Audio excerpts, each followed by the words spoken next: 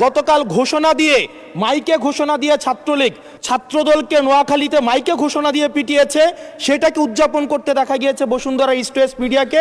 আওয়ামী লীগের সময় যেসব সাংবাদিক পরিচয় দিয়ে যারা গণহত্যা, যারা ভোট চুরি, গুম, খুন, ব্যাংক ডাকাতি, সেগুলোর বৈধতা এবং সম্মতি উৎপাদন করেছে মিডিয়াগুলোতে, এবং যারা আজকে সরকার দলে আছে বিএনপির সর্বোচ্চ নেতা বর্তমান প্রধানমন্ত্রী, উনাকেও বিভিন্ন ষড়যন্ত্রকারী, দেশদ্রোহী হিসেবে আমরা দেখেছি বসুন্ধরার ইস্ট ওয়েস্ট মিডিয়া বিভিন্ন সময় নিউজ করেছে। এবং আজকে যারা বিএনপি এবং জামাত আছে আমাদের এই সংসদে, তাদেরকেও বিভিন্ন সময় তাদেরকে হত্যা করার সম্মতি উৎপাদন করেছে কিছু মিডিয়া এবং কিছু নামদারি সাংবাদিক। এই সাংবাদিকগুলোকে বিভিন্ন হাউজে আবার এখন বর্তমানে পুনর্বাসন করা হচ্ছে। এই জুলাইয়ের পরে এখন টিভি থেকে জুলাইয়ের পক্ষের যারা সাংবাদিক ছিল তাদেরকে বের করে দেওয়া হয়েছে, সময় টিভিকে দখল করা হয়েছে। ইস্ট ওয়েস্ট মিডিয়া অর্থাৎ বসুন্ধরা গ্রুপের যে মিডিয়াগুলো রয়েছে তারা প্রতিনিয়ত আওয়ামী লীগের পক্ষে সম্মতি উৎপাদন করে যাচ্ছে। গতকাল ঘোষণা দিয়ে মাইকে ঘোষণা দিয়ে ছাত্রলীগ ছাত্রদলকে নোয়াখালীতে মাইকে ঘোষণা দিয়ে পিটিয়েছে, সেটাকে উদযাপন করতে দেখা গিয়েছে বসুন্ধরা ইস্ট ওয়েস্ট মিডিয়াকে এবং কিছু টকশোজীবীদেরকে।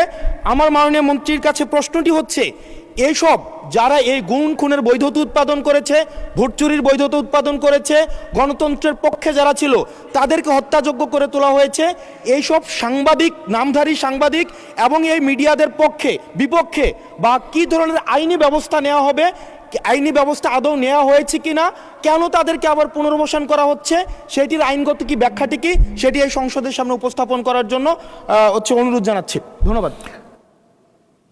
মাননীয় মন্ত্রী, কি ব্যবস্থা নিচ্ছেন এইসব সাংবাদিকদের বিরুদ্ধে সেটি জানতে যাচ্ছি। মাননীয় স্পিকার, আপনাকে ধন্যবাদ।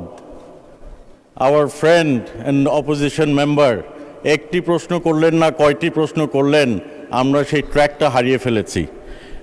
আমরা একটি কথা বলতে চাই, গণমাধ্যমের স্বাধীনতা রয়েছে, তবে দেশের প্রচলিত আইন অনুযায়ী সকল যারা এই গণতন্ত্র সমুন্নত রাখার বিপক্ষে কাজ করবে, গণতন্ত্র ধূলিসাৎ করার কাজ করবে, কোনো সন্ত্রাসের কাজ করবে, সে যেই হোক, সে আইনের ঊর্ধ্বে না, তার বিরুদ্ধে প্রচলিত আইনে ব্যবস্থা নেওয়া হবে।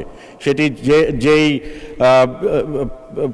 যেই সাংবাদিক হোক, আর আমাদের পলিটিশিয়ান, বিজনেসম্যান, চাকরিজীবী আইনের ঊর্ধ্বে তো কেউই না। কাজেই কেউ যদি আইনের বিপক্ষে কাজ করে সে তার বিরুদ্ধে বাংলাদেশ জাতীয়তাবাদী দলের নেতৃত্বে যে সরকার গঠন হয়েছে, মাননীয় প্রধানমন্ত্রীর নেতৃত্বে যে সরকার গঠন হয়েছে, সেই বিরুদ্ধে নিশ্চয়ই প্রচলিত আইনে ব্যবস্থা গ্রহণ করা হবে। ধন্যবাদ মাননীয় স্পিকার।